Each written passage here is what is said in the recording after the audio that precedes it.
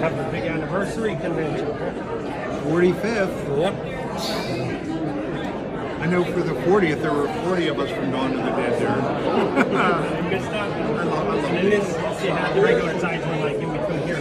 This was a big diorama made, but I didn't get to bring the whole thing with me. It weighed about 30 pounds and lit up.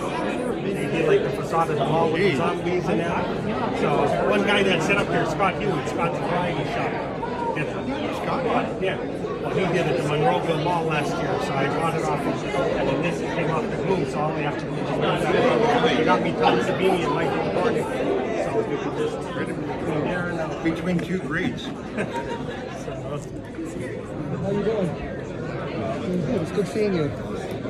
Hey, how are you? Nice to see you. A little helicopter.